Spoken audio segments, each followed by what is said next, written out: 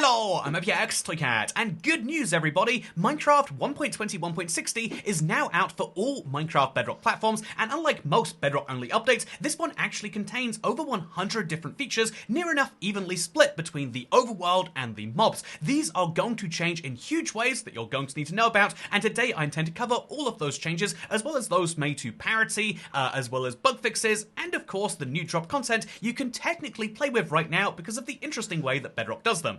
There are some huge changes you need to know about with regards to Enderman, but of course we'll cover that after the biggest feature, which is the game pause option. That's right, now I'm going to show you in a very dramatic way. Here is a creeper charging towards me. I can now pause the game, and as you can see, he's going to pause. All of the rest of the world will stay animated, including torches and leaves apparently, but as you can see, the creeper will stay paused. This is a huge change because it was possible in Console Edition, it is possible in Java, it just has not been possible in Bedrock until now. And what's fun about this is you can actually go and open your door, or you can pause the game because something bad happens, and you don't have to worry about losing your Minecraft progress. Really, really, really handy. But what's even handier than this is, well, I mean, we can let this creeper do its terrible thing, but what's even handier than this is the fact that you can turn this off, not that anyone would want to, but it also works in multiplayer-enabled worlds. As you can see, my world is multiplayer. I have this invite option here, but until someone else joins, it will still stay as a pause-enabled world, which is even better than the Java implementation, so great job Minecraft, I really love this feature. Next up, we've got a lot of changes. We'll simplify down into the parity world decorations because so many biomes have had their decorations updated to be more in line with the Java edition. I'll show you some of them, what you can see from this very biome right here, because here you can see a plains biome, a sunflower plains too, but it's actually drastically different than it used to be. One of the easiest ways you can see this is just how much more grass there is here than there was before, but also you can see that flowers will generate in more variety. This is lovely, but the flowers that do generate will generate in close patches rather than randomly across the biome. This means that instead of finding random sunflowers all over the sunflower plains, we get a patch here and a patch there and a patch there and a patch there, and one of the best ways to show this would probably be if we go and show you some before and afters. So 1.20 1.51 was the update which was available just before now, but now you can see that jungles have gotten much more dense. Mangrove trees will generate in the water, flowers and meadows will generate in the same patches we just spoke about, and oceans will have more seagrass and kelp. Very, very wonderful. But also flower forests will have a much more cohesive, flower pattern in them, in my opinion. Bamboo no longer generates in sparse jungles, so this is a slight removal. Melon patches will generate more frequently though, and swamps will have more lily pads, trees, and blue orchids, which is really, really fun because that means there's now more flowers available for everywhere besides the meadow. The meadow has fewer flowers in total. As you can see, it was like a big mess before, but now it's going to have slightly fewer of them, but they will be better varietied and it will make more sense, and you'll still get hundreds of flowers there, just not thousands of flowers, which is a big, big difference to the overworld. So that is the entirety of the overworld changing, except there's one big thing we left out, the canyons, or the ravines, which have made a return to the surface. Here is a ravine on the surface, carving up the world, something which hasn't been possible since the Caves and Cliffs update, but now they will properly interact with aquifers and generate on the ocean floor, and they will exist in the surface, including right through the middle of villages. This throws me back to the early days of Bedrock, and I love it, almost as much as I love the fact that, yeah, you can technically, even though we're all excited about the spring drop, and you can play with that, we'll talk about it later, they've also made changes to the winter drop, or the Garden Awakens, because the overworld has changed, including this biome, which has pale gardens generating twice as frequently as they did before. Do you want to see a before and after again? Well, here's what it used to look like in 1.20 1.51, and here's what it looks like now. In other words, this same patch of roof forest, which used to exist, is now being supplanted by a pale garden. You can actually see there's a second pale garden there too, and yeah, this is something which is twice as frequent as it used to be, a big, big boon. But you know what else is a big boon? My good friend Phil. I love him, and even though he's a little bit stupid and he doesn't understand social interactions, you know, you're meant to be friendly while I'm looking at you, not while I'm looking away, but this is my good friend Phil, and I don't have to worry about losing him in the daytime, because if you name tag him and then the time changes, he's going to stay there just fine. So there is an important caveat on this, which is that he won't be infinitely alive. He doesn't have the right to remain staying alive for all time, because if you remove his creaking heart, he can still die. And so Phil, I love you, but I've made a mistake, and now I need to show the world what happens if they make a mistake too.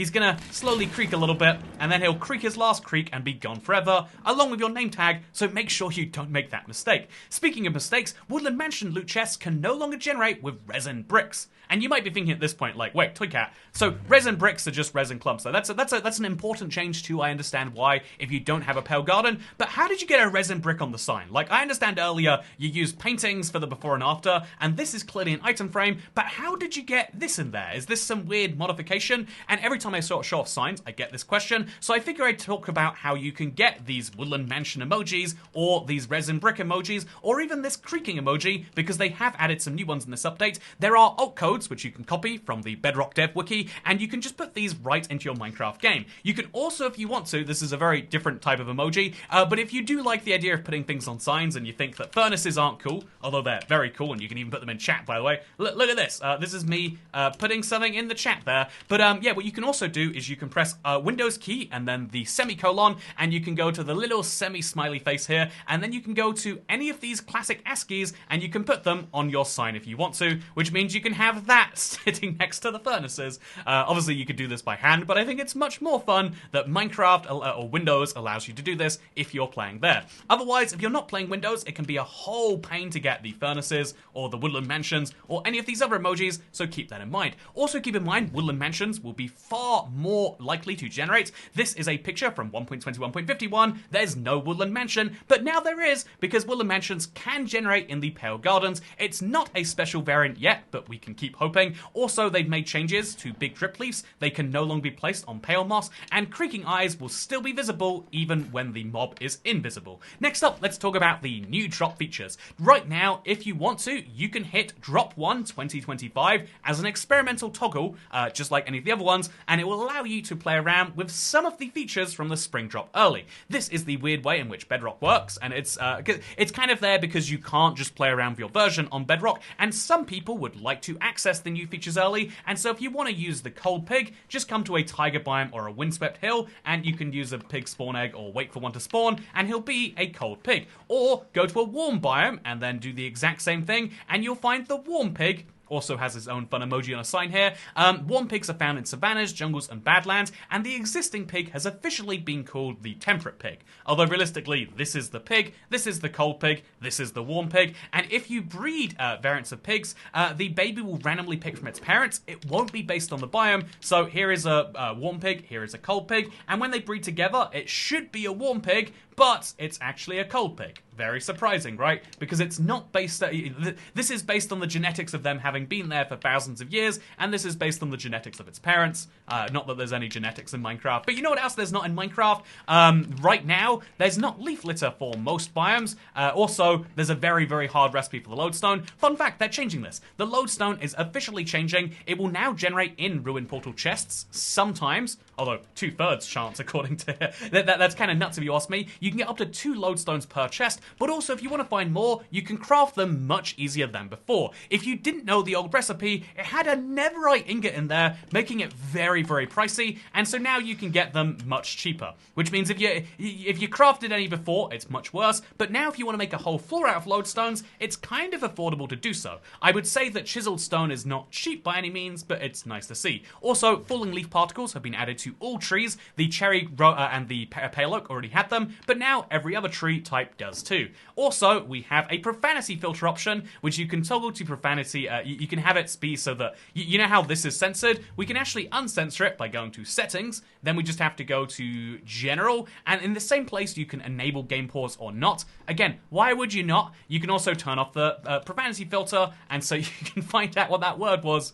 Really, crap is censored? There's no way crap is censored. Let's test that. So let's put in the chat crap, and then my furnace, and then let's go back in here, and let's filter profanity again, and oh, yeah, apparently that is true. So it's enabled by default, but cannot be disabled for Xbox Child accounts and users not signed in. Also, Pick Block has come to survival mode if you're a mobile player. For everyone else, you can still access it using the usual key. A lot of Bedrock players, especially on controller, don't know this, but if you go to controller, you can enable a key for Pick Block. In this case, I put up on my D-pad, and so now if I break this block, I've got a dirt block, I can access that dirt block even when it's in my inventory by simply pressing pick block. Super, super handy for big projects, and I know if you're watching this channel, you probably like big survival projects. You also probably like the place feature and the place feature commands.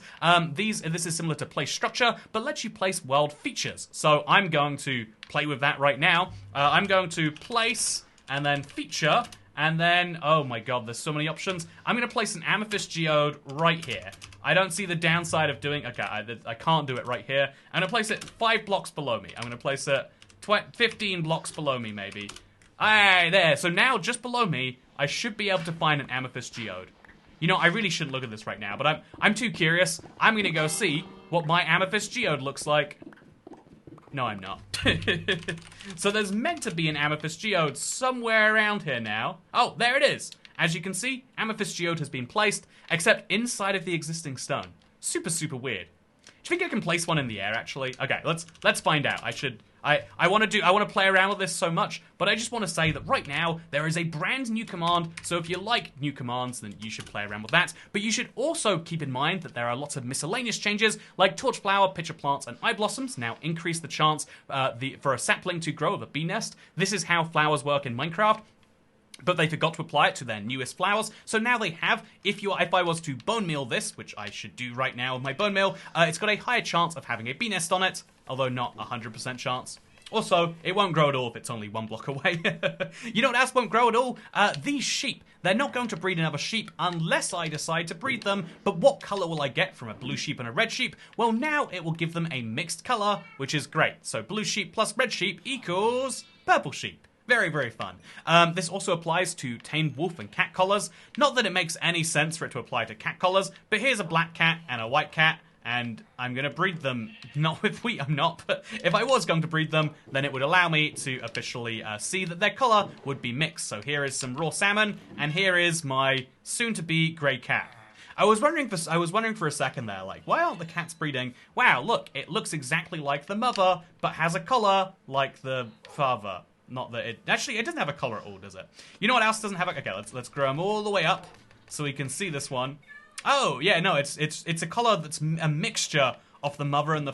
That makes absolutely no sense, but I'm just going to roll with it. Also, they made changes to the mangrove swamp. Some of these actually do make senses. So for example, zombie villagers will have swamp clothing instead of plains. Underwater fog will now gradually fade out, like in the other biomes. So here's me being underwater. Previously, it just looked like this forever. But if you wait here for a few seconds, admittedly probably too long if you're drowning, but you can see that it eventually fades out, making the swamp water much less painful. This is a great change if you ask me. They've also made it so that all monster types can actually spawn here. It used to be just slimes and bogged, but now you can find creepers, spiders, zombies, you can find everything in here, which is great. Also great, in my opinion, is the fact that the they've updated the hitbox for lily pads and for the sugarcane. They don't take up the full block anymore, which is wonderful. Also, the explosion flash for TNT and creepers is translucent. So I'll show you this right here. It might be hard to spot, but I'll give you a good before and after. The explosion is now going to be slightly easier to see through, which is nice. They've also made some sound updates, so I'll be quiet for some of these. This is the ambient sound for candles and horses. Very mild. These are updated sounds for nether brick slabs, stairs, and walls.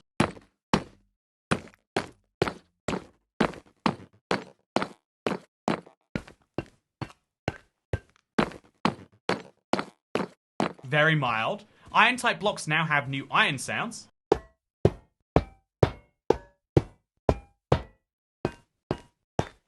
Interesting. And taking damage from magma now sounds like fire. Ooh, yeah. You can hear that extra sizzle as your flesh slowly turns into a piece of meat right there. A piece of cooked beef, I might say. Or cooked Steve, maybe we could say. We've also got new sounds for stripping wood and creating dirt paths, which sounds like this. Oh, that was ugly. And this. That's kind of nice, I guess.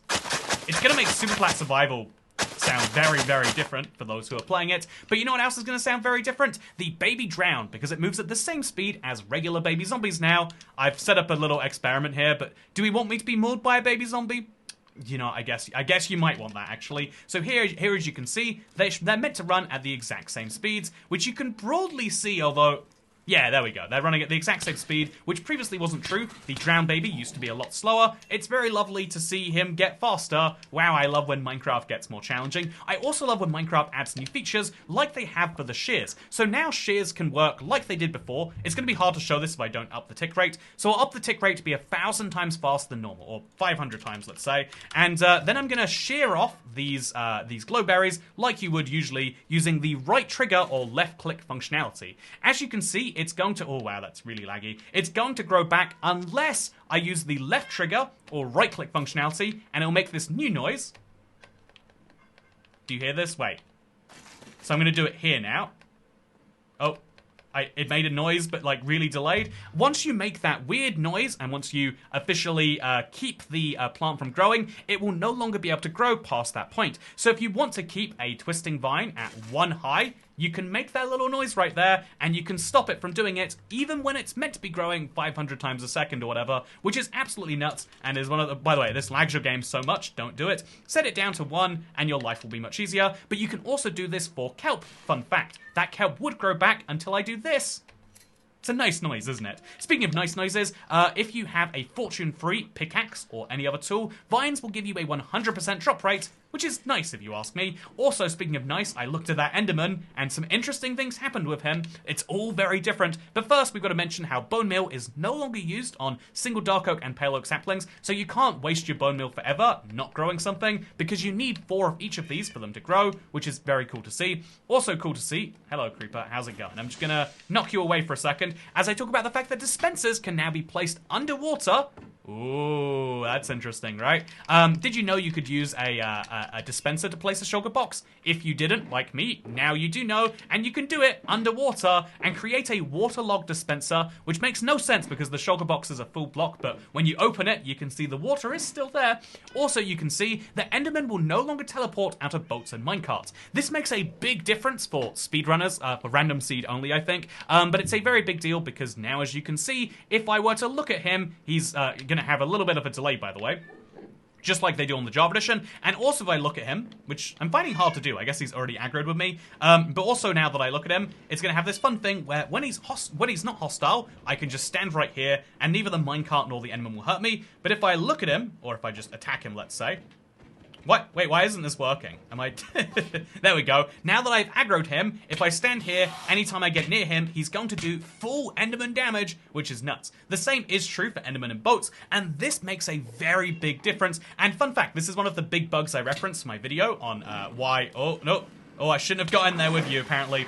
It's one of the big bugs I referenced in my video of how many bugs can I find in 30 minutes for Minecraft Bedrock, and it's really cool to see it fixed. At least I personally think so. We also have zombie monster spawners can no longer spawn zombie villagers. That is a very intriguing change, because 5% of zombies would naturally spawn as zombie villagers, but no longer from a spawner. And also, they've made some minor UI changes, lots of technical features, updates to editor mode, which is now available in the launcher, and over 80 bug fixes. Alongside all of the changes you've seen here, all of the major ones, they've made a lot of more minor bug fixes, which means your Minecraft experience should be a lot smoother, but also your entire overworld will change alongside your interaction with all of these mobs. This is a huge update in terms of parity, it's a huge update in terms of what they've done to differentiate Minecraft Bedrock from Java, and I'm excited to, or rather to bring them closer together, but actually make Bedrock better, I think. This is a great example of doing parity right, in my opinion, and I hope, even though I'm not sure I'll be successful, I hope that they continue going in this direction.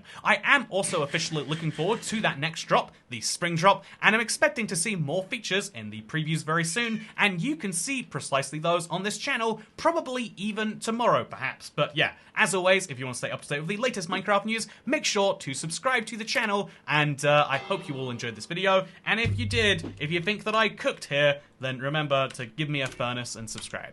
You can't actually leave a furnace in the YouTube comments, but I'd love to see your best furnace you can muster. And otherwise, I'd love to see you subscribe so you can stay up to date with the latest Minecraft news, because I'll see you in the next one. Goodbye.